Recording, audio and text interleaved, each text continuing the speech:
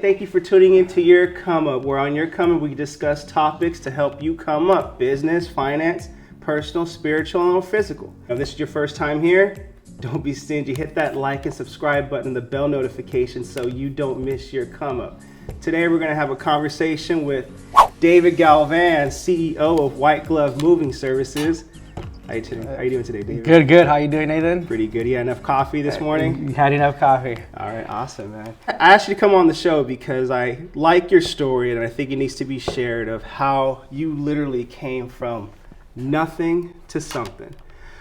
Before we get into the topic at hand, why don't you just tell a little bit about yourself?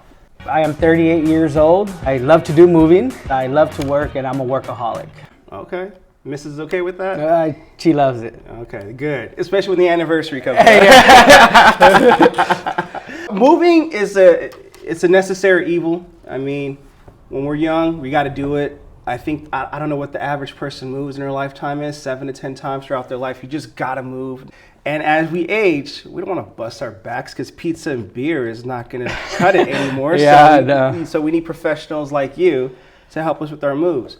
It's a grueling task. At what point in your life did you discover, like, hey, moving is what I enjoy doing. This is what I'm going to do? Well, it all started, I was 17 years old when I got my first job for a company here that's no longer here in town, which is Bekins, and it was new to me.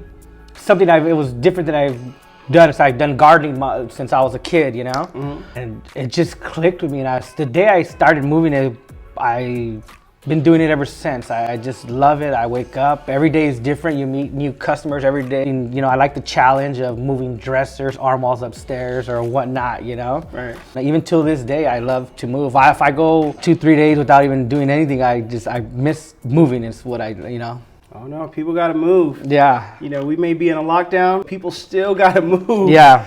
So you were an employee at one point. Mm-hmm. When was the turning point of, you know what, I'm gonna do this on my own? I mean, did you just start doing small pack jobs where you help customers pack? Or when was the turning point that you said, I'm gonna do this on my own? After being around maybe about 4 years into the business, I slowly started doing jobs on my own, whether it was moving couches and certain little things as I was going. And then later on throughout the years, I started, doing jobs, and customers would call me and say, hey, I want you to help me move, help me load my U-Haul going to Arizona. So I started doing small stuff like that. And then I started being like, hey, I really want to do this for myself. And then I just started seeing things I kind of just wanted to, I just said, hey, you know what?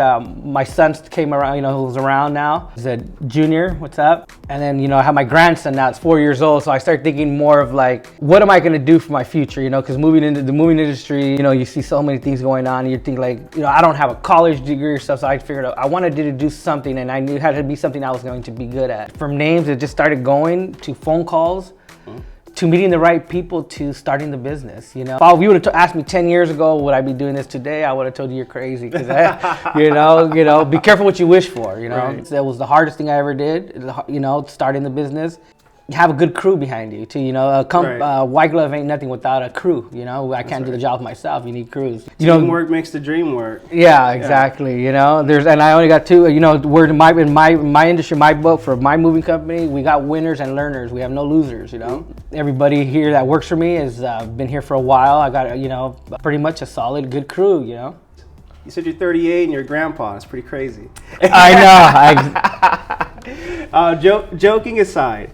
When you said you were a contractor. Yeah, as a contractor, pretty much they sub out the job to you, you take care of it, and then you just they take your commission and whatnot, Okay. So I did that for the first, I'd say, 4 years. I started off with a pickup truck. I got there you go. I got a phone call. Was it a Toyota Tundra? It was a 1988 Ford Ranger. Rangers have been good to me. I started off with a 1988 Ford Ranger. And I did my first pack job, and I had one guy when I started. The years went by, I got my first 17-foot truck, and I thought I was, doing big things then. And then I went to a 26-foot truck. Which is the biggest bobtail with the biggest bobtail you can get. You know, it went from getting more equipment to more guys. That's how it started, you know. Constantly reinvesting your profits back into I never put nothing in my pocket. I kept putting everything right back into the business. Okay. It just was the best thing to do. The only thing you can do, you know. Just investing into the company while it's fresh. You know, we went from the 17-foot truck to the 26, from 1 guy to 10 guys. Okay. And it's been a work in progress. And there's only one way you can grow like that in this moving industry, in this moving game. You got to keep doing good work for each customer. And like you said, you're a contractor. If you keep, you know, damaging, eventually you're going to say, you know, the heck with you. Main thing is customer's always right, you know. And, almost. You know, so, you know, we always try to make sure that our clients are happy at the end of the move. We sometimes you got to get bent over backwards, make sure everything is done, you know. Right. At the end of the day, you got to make sure the crew does everything as they're supposed to too. Exactly. And I expect that from all my employees, to make sure that they do what they're told to on the job, you know, and to listen to the customer, of course. Right, you know? of course. It's their furniture. They're writing the check. Yeah. So but you know, pretty much we have a solid, good crew. Like I said, we don't have those kind of problems. You know, there's always glitches you can fix and whatnot. You know, but that being said, you know, my goal is always to give the customers a stress-free move. You know, because moving is stressful. Oh, for sure. So pretty much is what we do is pretty much just put the ball in our court and we'll take care of it from there. You know, like I said, and we've been pretty blessed that way, where customers just let us take the lead. One thing that a lot of people don't understand about moving, it's such a naked feeling having your life possessions inside of a truck locked, and you're just, oh man, I'm putting my life in this. Yeah, and you don't even know the crew. Yeah, exactly. Yeah, I haven't even bought them lunch yet or something. With that being said, what areas do you service in Southern California? It's all of Southern California. Okay. And we also do out-of-state moves. Texas, Las Vegas, Arizona, Oklahoma, you name it, we'll take you there. Okay, awesome, man. Well, last question. Any last or final words you'd like to say for anyone watching that may want to get into the moving business, or just any positive words you want to relay your message? If you're thinking about getting into moving industry, start saving now. Do the right things at all times, at all costs, and you will be successful. Yeah, you know, like I said, once you start cutting corners, that's where things start to go wrong. You know, white gloves doesn't cut corners. You can't. It's white gloves. You Yeah, gotta keep those gloves white. Not only that, yeah, and if whoever watching, if you need any moving advice, feel free to give me a call. Thanks for sharing your story. Love the story from nothing to something, where or just a Ford pickup truck, packing, and then, okay, I'm putting it back into the business. 17-foot bobtail. Correct. Oh my God, well, I thought I was doing good. Well, it is, because you moved up. Yes. And then after that, actually, these bigger moves are coming in, and I'm doing multiple trips with this truck, so I need a bigger truck and more crew.